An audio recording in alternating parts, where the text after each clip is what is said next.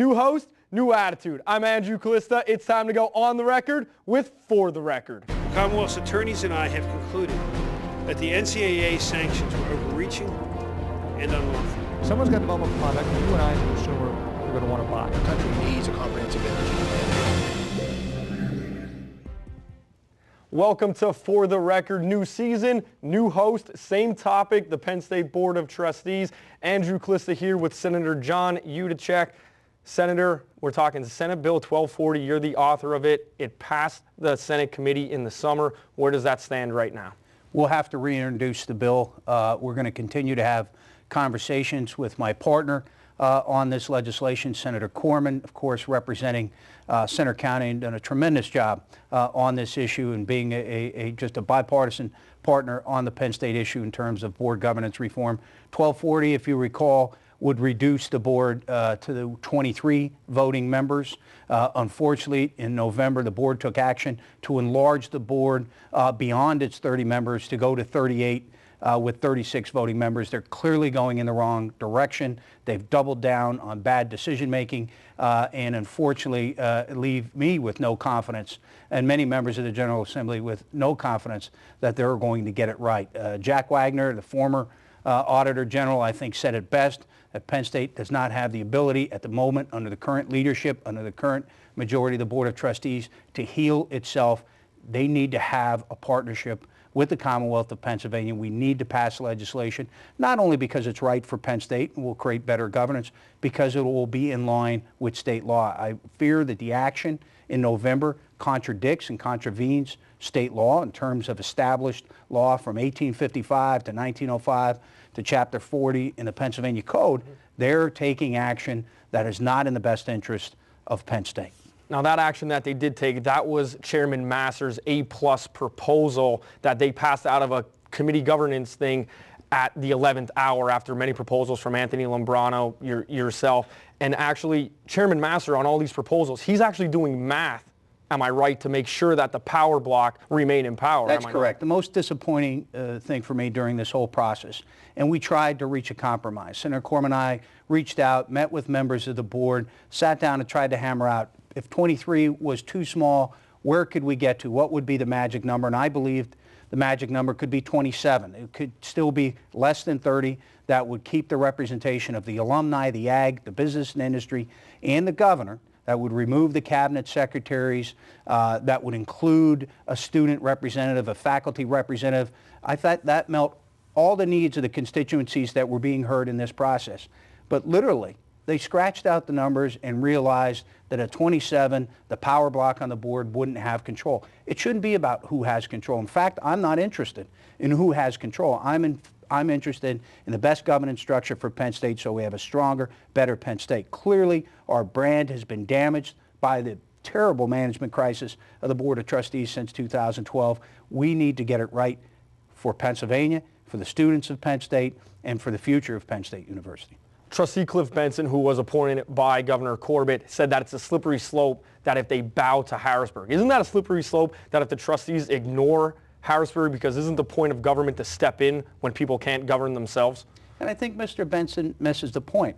When I met with him, when he was going up for his Senate confirmation, he actually suggested that he was for Senate Bill 1240. He thought smaller might be better and agreed with a lot of the points that Senator Corman and I were making. So I don't know where a 180-degree change in mind comes from, but clearly he doesn't understand the partnership. We're not asking Penn State to bow to the Commonwealth of Pennsylvania. We're asking to have that partnership. Clearly, Penn State has a public mission.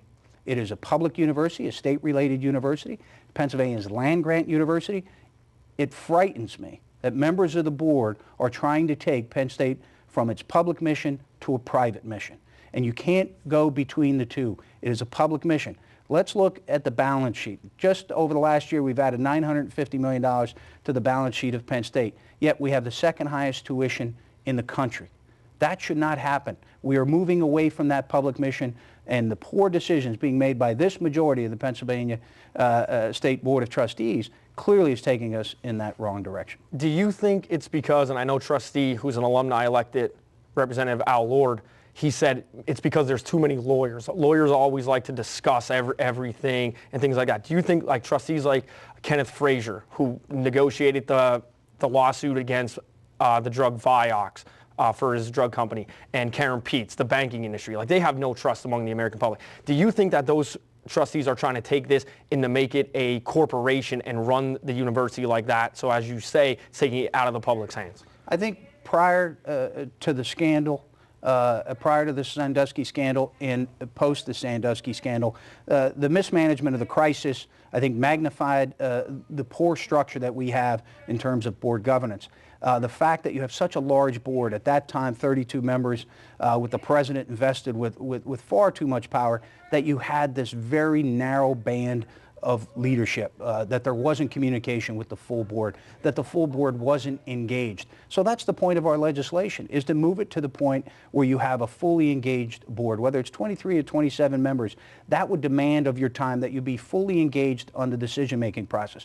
I think you see, whether it's at the board governance, Chairman Eckel, or at the full board, Chairman Master, there's too much deference given, whether it's to administrators of the university or to the legal team, that there is not that fiduciary responsibility being executed by the members of the board who are either elected or appointed to that board for a purpose, fulfill that purpose, and that is to make a better, stronger Penn State. Clearly, the decisions over the last few years have not led to that. Our brand continues to be damaged in the general media. It continues to be damaged when you talk to graduates of the university, when you talk to parents that have graduates of the university. Clearly, that remains an issue with the alumni base, and it needs to be addressed. And I think you can address that by forming that stronger partnership. You know, the trajectory of funding from the Commonwealth of Pennsylvania to Penn State has continued to go down. There's a reason for that, because Penn State University, whether it was the president of the university or the Board of Trustees, has ignored Harrisburg. So I think Mr. Benson's comments underscore the need to build a stronger partnership. I'm willing to work with anybody at the University of Penn State because I recognize that there is a value not only to me as an alumni of the university, there's a value to Pennsylvania. There's a value in terms of the economy of Pennsylvania.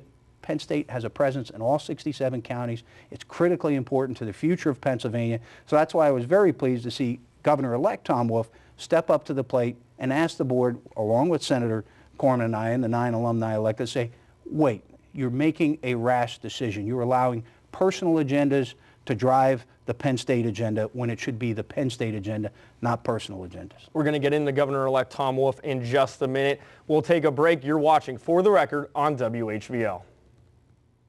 Back on For the Record, Senator John Yudichak. We're talking Penn State Board of Trustees. You brought up Governor-elect Tom Wolf. He was very quiet on the campaign, and in fact, he only mentioned Penn State once to Chris Matthews on NBC. What do you know that he's thinking about this whole situation? We do know he made a call to President Barron. Obviously, that phone call didn't get through much, but what's he thinking with the trustee reform? Well, I think Governor-elect Tom Wolf and I've had several conversations with Governor-elect Wolf on the Penn State issue. He recognizes the value of Penn State to the Commonwealth of Pennsylvania, and I think he wants a stronger partnership. If my history is correct, he's the first governor to have a PhD from MIT. We'll forgive him from going out of state to get that PhD, but clearly he understands higher education, and he understands the value of Penn State, and he understands that the division, the disconnect, and the poor leadership at the Board of Trustee levels needs to change. And so I do respect and appreciate very much that Governor-elect Tom Wolf made the phone call to President Barron, that at least on the question of the cabinet secretaries, the board passed and delayed on that decision, but they made a decision on the governor and the president, which I think, again, is a violation not only of the Pennsylvania Code, but state law that's going to have to be further examined through legal channels. But clearly, Governor-elect Tom Wolf understands the importance, but also understands the challenges right now we have in board governance. Obviously, Governor Wolf got a large amount of support from a Penn State contingent. I think exit polls had it like 4 out of every 10 people said that the Penn State situation was on their mind. Governor Corbett comes back and says, hey, maybe we screwed up with the whole Coach Paterno thing, the entire Penn State situation, but yet the people that he's put on the board, his appointees, they haven't had any change. They haven't looked to say, hey, maybe we made a mistake. Do you think that maybe in back meetings that they're thinking eventually we have to come around. We saw Rick DeAndrea, he tabled the motion about removing some of the governor appointees' voting powers. That's going to set to come up in the future about that. Yeah, unfortunately, I think a lot of this is not only driven by elections, and I think we've had 2 statewide elections that were impacted by the Penn State issue and by the poor decisions by the Board of Trustees. No question. I mean, 40% of the electorate to have in their minds how things were handled at Penn State in response to the Sandusky scandal clearly was on the voters' mind. And when you look at whether it's voters here in Centre County or you break out core base voters in the Republican Party in other counties, a big issue of driving voters, Republican or Democrat voters, away from Tom Corbett was the Penn State, how he handled the Penn State issue. And upon reflection of being defeated, the first time an incumbent governor defeated, he recognized that perhaps they made a poor decision on Joe Paterno. Perhaps they made poor decisions at the board level. And clearly, as a voting member of the board, as a central person in hiring free, in setting in motion all of these bad decisions, Governor Corbett was a central player in that. And as he self-reflected, perhaps we got it wrong. I wish that same self-reflection would become to those board members that currently sit in powerful positions, either as chair of the board or on chair of committees, and who were part of those poor decisions, to recognize mistakes were made. We're a forgiving country, a forgiving nation. Penn State community is a forgiving community. We can move on and become stronger, but we have to recognize the errors that were made. You brought up elections and the amount. You have trustees, the alumni elects, that get 30,000 votes to sit on the board. And then you have members that get no votes. And yet they're the ones that have the majority. They're the ones that keep everything in power. And yet, as the alumni trustees try to do something, you have members like Trustee Casey who's, well, let's just vote to monitor the situation. Isn't that what they're doing in the first place? That they're basically voting to do nothing? Well, it's frustrating that that they've gotten religion on due process at this late hour. That perhaps when we are in the moment of crisis, that people step back and say, let's due process play out, and then we'll make the best decision with the best information. I think the tragedy in terms of the decision-making process, there are many elements of this tragedy. One, we missed an opportunity that when one of the worst child sex abuse scandals the nation has ever known, we missed an opportunity because we took our eye off the ball, which was how do we get and help the victims of this tragedy? How do we use this as a teachable moment? And instead, we had folks that were worried about their own personal agenda, worrying about criticism about their decision-making process. So it was the rush to move on instead of the rush to get it right. And that's unfortunate. And I think we have to get back to a place where the members of that Board of Trustees are fully engaged on one agenda, and that's the Penn State agenda. Ironically, Keith Eckel at the last trustee meeting said this wasn't a rush to judgment on the vote. I literally have to laugh at pretty much everything Mr. Eckel says. But getting back into the A-plus proposal from Chairman Masser, the Alumni Association president now gets a seat under that proposal. Isn't that a little bit of conflict of interest, being that the Penn State Alumni Association receives a lot of its funding from the university itself? Well, it's a contradiction. Our compromise, which would have included a student member and a faculty member to have a broader representation of the Penn State community, there is no argument to be made that an immediate past president of the Alumni Association needs to be represented when we have 9 elected alumni. Clearly, that was because the connection between the Alumni Association and the university, that they felt that that would be someone favorable to the power block. 3 more at-large members. We already have at-large members through the business and industry. The business and industry, and I understand and can support at-large members, but there needs to be a clearly defined process, and all the constituencies involved on the Board of Trustees need to weigh in on who those at-large members are. So the Alumni Association addition and the 3 at-large, that was about the numbers. That was about controlling the majority on the board, not allowing the largest base, the largest constituency of the university, the alumni base, to have any control of the board making decisions on the trustees, on the Board of Trustees. So do as I say, not as I do. That's the motto for the Penn State Board of Trustees, and we'll continue to talk about that right after this on For the Record. Talking Penn State Board of Trustees here on For the Record with Senator John Yudichak, and been fighting good stuff for, the Penn State alumni base, Senate Bill 1240, trying to get the trustees in line with the mission that they're supposed to have. One thing I wanted to talk about, the court cases, the McCord, Jay Corman lawsuit, the paternal lawsuit. Do you think maybe some of the trustees are now sweating that out? Because as you said off camera, it's a little different when you're sitting on a stand. Well, disclosure, accountability, let the sun shine in. That's one of the big criticisms from the General Assembly in terms of right to know. Show us the information so you can make informed decision. So I applaud Senator Corman, Treasurer Rob McCord, taking a big risk, stepping up, and that was on the fine. That was on the $60 million fine. But through discovery, we find so much more that clearly the NCAA was using a bluff and bully policy. We're going to bluff them on what we have the authority to do, and we're going to bully them into doing what we want to do. Clearly, that was not in the best interest of student athletes at Penn State or any other university in the country. That was about Mark Emmert and the NCAA trying to bolster its image. Think of that, using victims of child sexual abuse to bolster the image of the NCAA. The NCAA should be disbanded. The Drake Group put together a great report. They have no credibility. All the inaction on other cases around the country, and yet they go above and beyond their authority at Penn State because it was a spotlight moment and they wanted to look tough. And so instead of using it as a teachable moment, they made the mistake of looking out for their own image at the expense of children, at the expense of Penn State.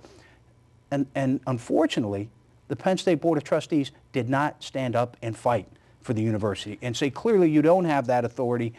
We are willing to work through this and use this as a teachable moment. Clearly, they stepped down and allowed the NCAA to roll over, and using the university's own report, the free report, which of course is flawed.